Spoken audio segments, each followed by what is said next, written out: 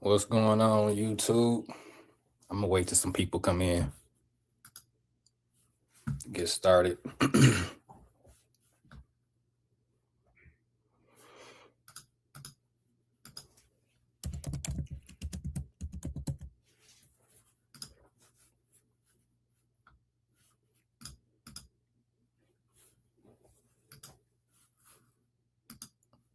I'm getting everything pulled up and I'm gonna wait for some people to arrive. I'm not gonna keep no one here this long. No, nobody here long. It's gonna be a few stories I wanted to cover or talk about in Detroit. Hold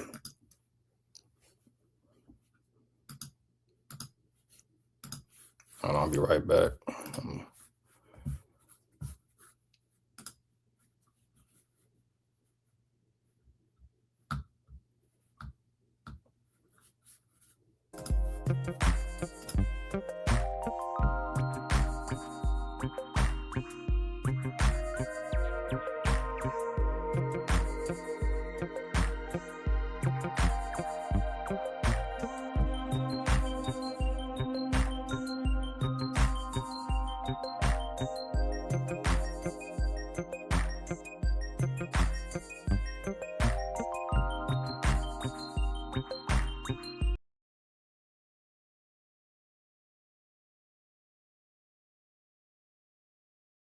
My bad. I was muted. Good afternoon, Sanaya. You from you downtown Campus Marshes, I see.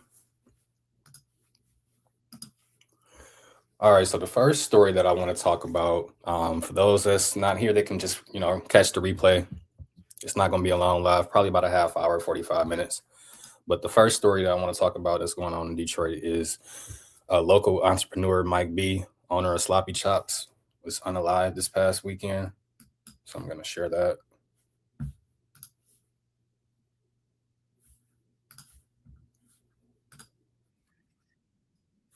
Hold on.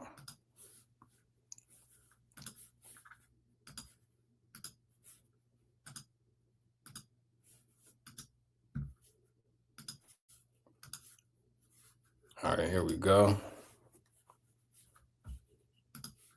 On him.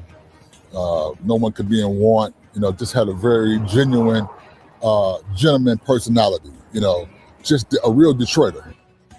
And right now, that's how friends are remembering Detroit restaurant owner Michael Brown, better known as Mike B. He was killed in a triple shooting outside a West Side bar over the weekend. Now, as friends mourn, some community leaders are renewing calls for the city to crack down on after-hour spots. The triple shooting happened around 4:30 a.m. Saturday outside Suite 100 near Finkel and Schaefer, and two other people survived. Detroit police are still looking for a suspect. Lauren Kostick joins us live. And Lauren, one person who knew him says Mike B was just the kind of guy who always made sure people were taken care of. That's exactly right. It's clear how much he meant to this community. So many people are posting on social media, sharing memories and honoring his legacy. Also, at the same time, Detroit police here at the 2nd Precinct are trying to find the person or people responsible for this triple shooting. And community leaders are saying this shooting is also raising a lot of questions about bars after hours.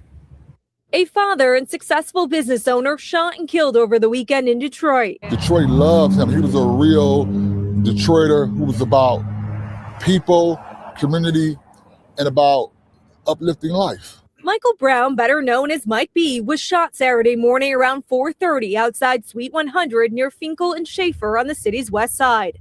Two others were hurt but survived. As of Monday, no one has been arrested. Mike B was a staple in Detroit's hospitality and entertainment scenes for decades, known for his restaurants including Sloppy Chops and Sloppy Crab. Messages and memories have been pouring in on social media, including this tribute from a local restaurant critic calling the news heartbreaking. But his legacy extended far beyond food and nightlife. He cared deeply for his community. It was embedded in him, and you can feel it in his food, in his restaurant, and his demeanor when you approach him. Very approachable. Just love the city of Detroit. Love his people. Now, and what they're saying is true. I don't know him I didn't know him personally, but I knew of him, and he was a pillar in the community of Detroit. I will say that. And it's sad that these fools that did this got away. His death is sparking renewed calls for an ordinance on after-hour establishments, limiting how late businesses can operate in neighborhood areas. New Era Detroit posted this video over the weekend. Enjoy yourself, have a good time with your people, and then go home. It's that simple. Go home. And Pastor Mo agrees, saying it's time the city stepped in. We're definitely probably going to see an ordinance come down. Okay. And we're going to make sure that from a community standpoint, we're going to make sure we have our foot on that too. Again, so many people posting about Mike B tonight. We also spoke to his brother earlier today, but understandably, he is still trying to process all of this. We also reached out to DPD. All they could tell us is that this investigation remains ongoing and that there are no new updates. Of course, anyone with information is asked to call 1-800-SPEAK-UP. Live in Detroit, Lauren Kostick, Local 4. A tremendous loss for the Detroit community. Okay, Lauren, we appreciate your report.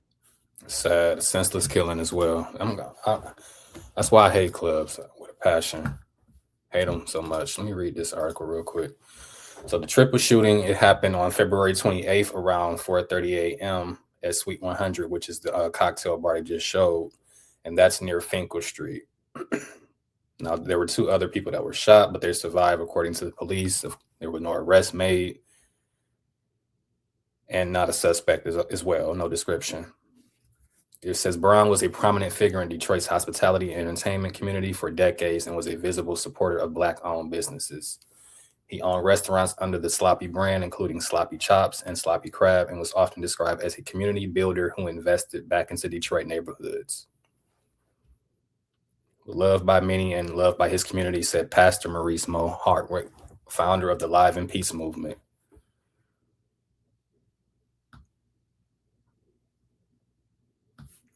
Sad, man.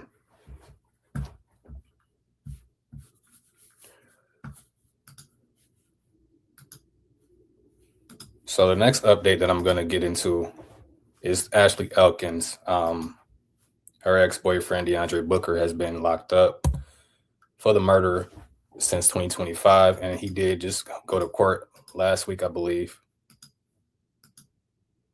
So let me try to pull up that information with you guys. It's just an update. It's nothing. We still don't have a trial date set for Ashley Elkins yet. I believe we'll find out at this next calendar conference, hopefully.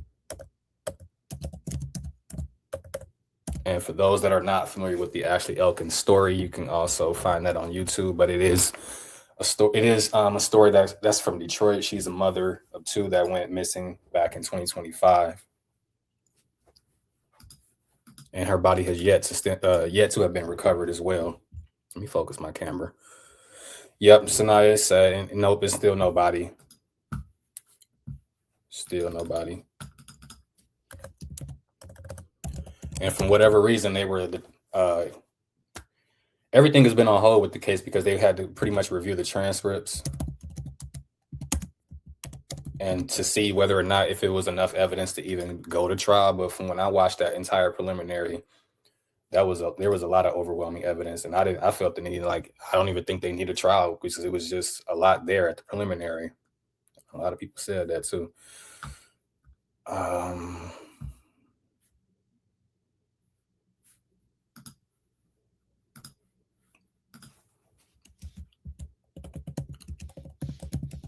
I'm searching for it now, guys. So if you hear that clicking, that's me searching and pulling it up.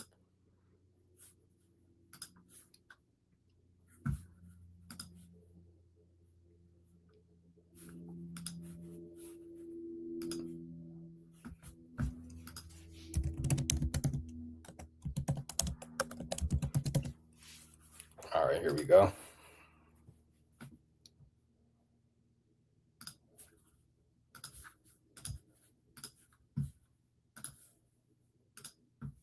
Now, this case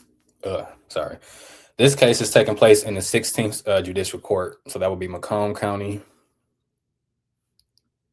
I don't think you guys can see my screen. No, you can't. All right, so let me make this bigger.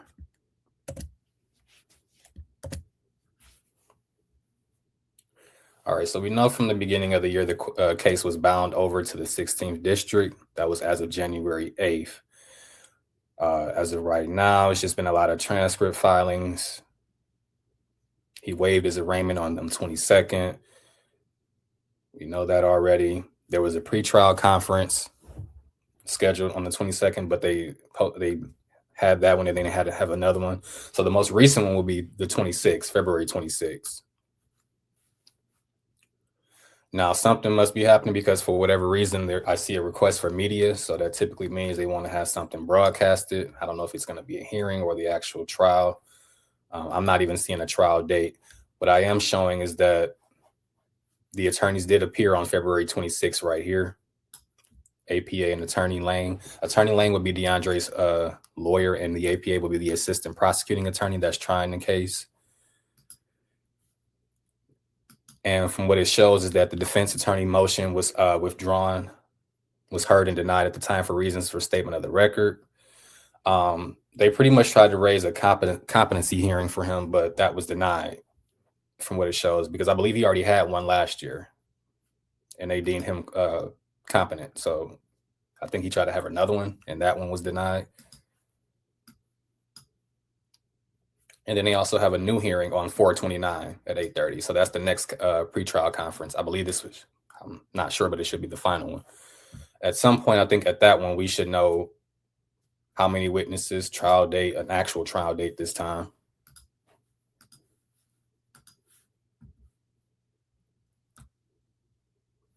But yeah, that's pretty much what we got. So this case is moving. There is some motion going with this case.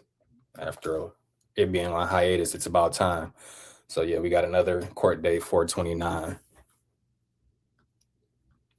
Ex-boyfriend is still doing time. He's facing 2 charges, still doing possibility of life. And yeah, that's pretty much it. The last thing we heard about the ex-boyfriend is that he was going psycho at the facility or in the courtroom. And I think that was a play, though. I don't think that was serious. I think he was just trying to fool people to believe he was incompetent, but they didn't see right through it because they denied the first one and deemed him competent. So now he's trying to have another one.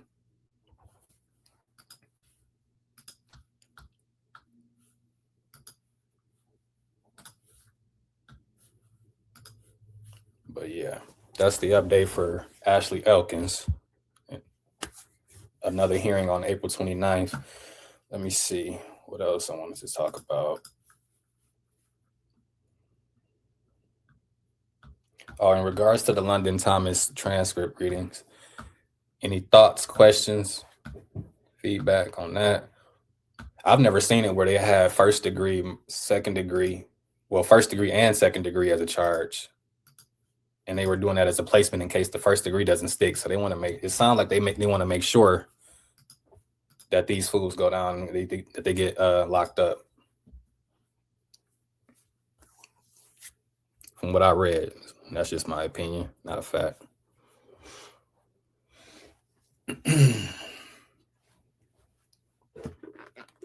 Y'all can pop out from the bushes.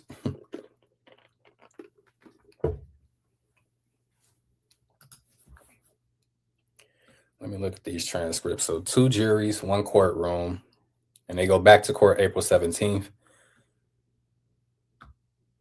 So they got the first degree on the table, felony murder, which is equivalent to that, in my opinion. And then they also got second degree. Sanaya says, I hope they get natural life. Yeah, they both do. And it's kind of odd how they're trying to point the finger at one another. I don't know how that's even possible, remotely possible.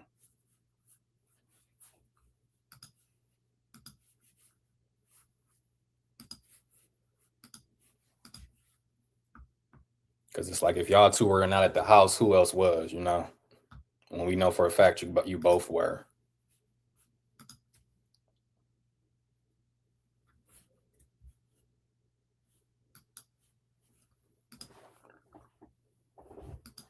But what I think, though, in my opinion, based on what they're saying, is that the finger pointing, somebody gonna end up taking a plea telling on somebody.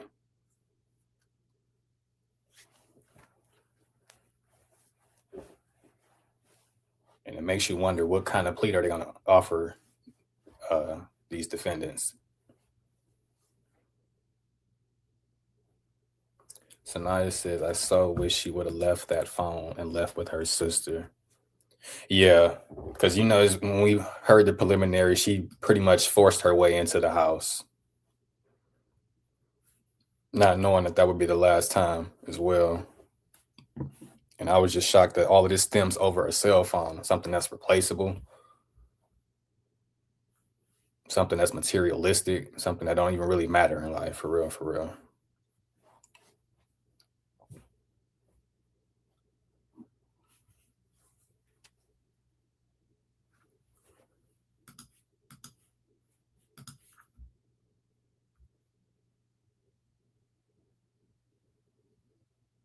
I'm just rereading the transcripts as I'm not sitting here mute. I'm just reading. That's all.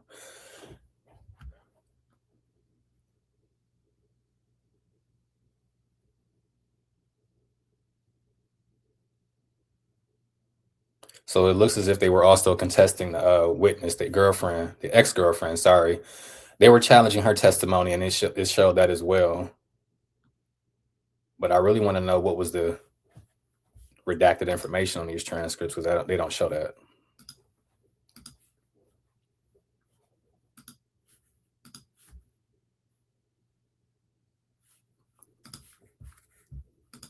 Hold on, let me share my screen, I guess. Hold on.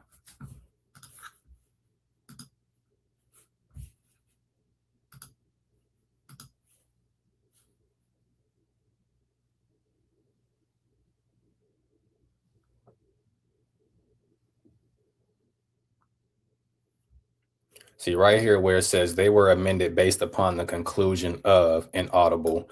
So it was some information redacted. I kind of want to know what it is.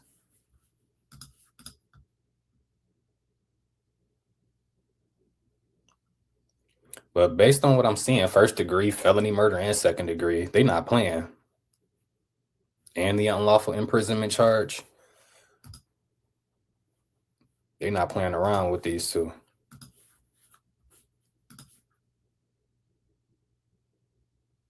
And even if the first degree don't stick, the second degree will stick. And then the felony murder is is somewhat equivalent to the first degree. So y'all cooked anywhere it goes.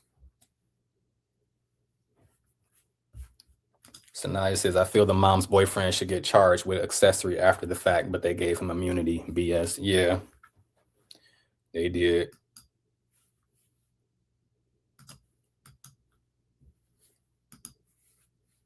He don't deserve it, though, so I agree with you.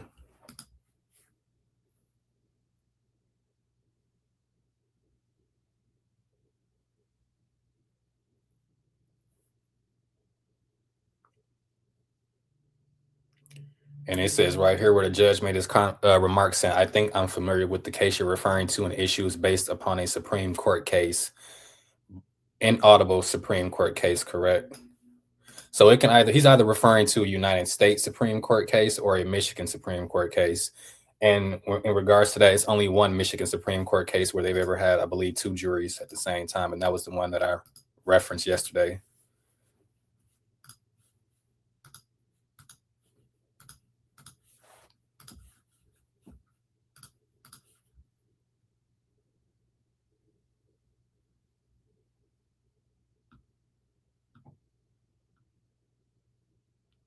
All right, it says we're going to handle some filing of the motions. April 17th, yeah.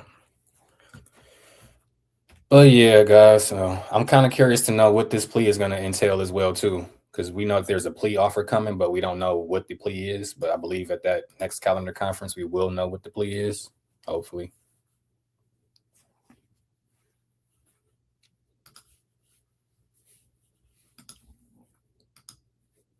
But I was just reviewing that from yesterday. Some people haven't seen it, so I just kind of wanted to catch some people up.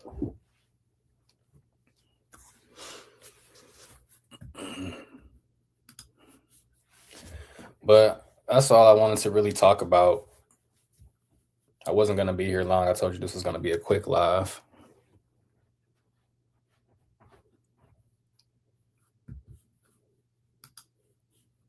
So now it says, when is Jarvis' plea date? His sentencing is March 12th, next Thursday. His plea date was February 12th when they had the hearing. Lady Redbird, hey, what's going on, Lady Redbird? Happy Wednesday. I just don't understand why they keep giving these people these plea deals when they know these people is killing these people, these young girls. I mean, yeah. It's kind of like it's already in their, it sounds like it's in their job description from when they just saying it like that. Like they haven't even, they're already anticipating a plea before it's even made. You know what I'm saying? So it's kind of like, is that the standard? Is that protocol that y'all do that on every case, or?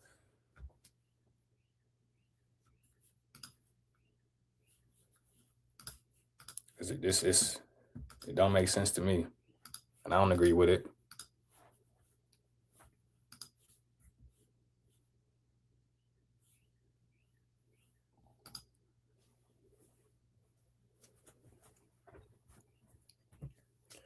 But yeah, I actually got a new. I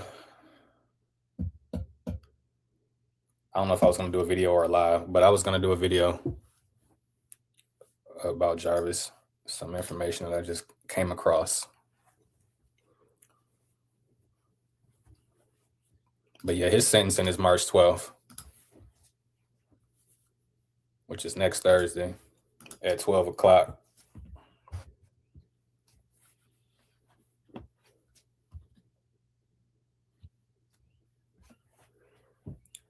I don't know if it's going to be televised or not. I can't say for certain. I can verify. Let me see if it's. I don't be on this every day. Let me see.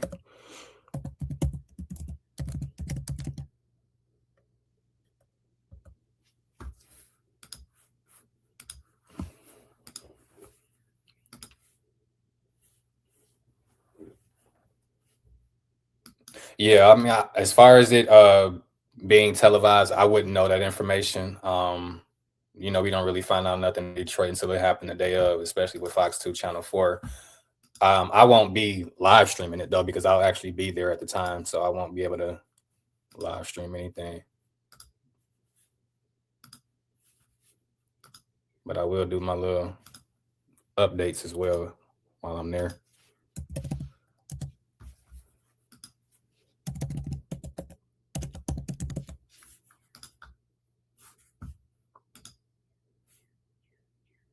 And then sometimes, you know how the news, they don't even capture the whole entire thing. They just capture a news clipping, like a 2-minute clip. So, you know, that we've seen plenty of those.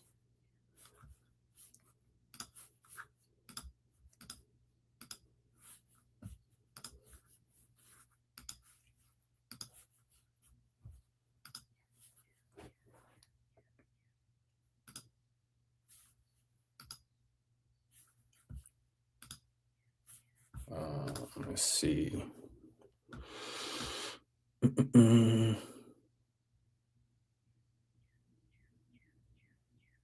Oh, okay. Well, this is new. So it looks as if they requested there was a request for a notice for media coverage. So I'm assuming that's the news. But then again, I can't tell you if they're going to be there for the entire hearing, you know, how the news be. But that was updated on February 17th after the plea was taken. So that would be something recent. That would not be something before the plea was taken. But yeah. So that's the update with that. Monster Bus was supposed to have been locked up in 2023. But that's a separate video. I'm a separate live. I'm doing another one. That's gonna be something you should watch and stay tuned for.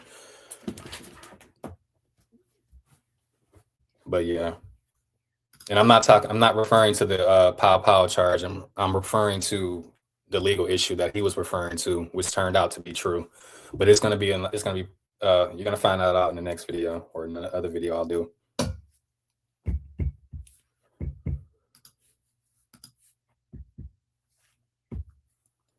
But that's all I got for you guys. I just wanted to share these stories that's going on in Detroit. Every Wednesday, 2:00 p.m. It will be in other news because it'll be stories not just in Detroit, but anywhere in Michigan or anywhere around the country. that nobody's talking about. And if you got a story, you can always suggest it to my Gmail at the bottom, True Crimes with an S with tone at gmail.com. I do check my email daily.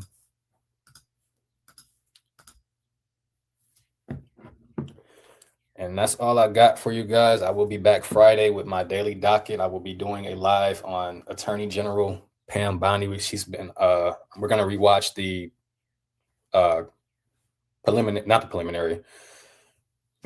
her testimony with the Epstein files. Sorry. She testifies to the Epstein files. So we're gonna watch that Friday at 10:30 a.m. I got that set for, and I got a live set up Saturday. But that's all I got for you guys. Don't forget to like, share, subscribe, comment, all that good stuff. And you guys have a good Wednesday, a good day, good week. If I don't see from the rest of you later on in the week, y'all be smooth and have a good one.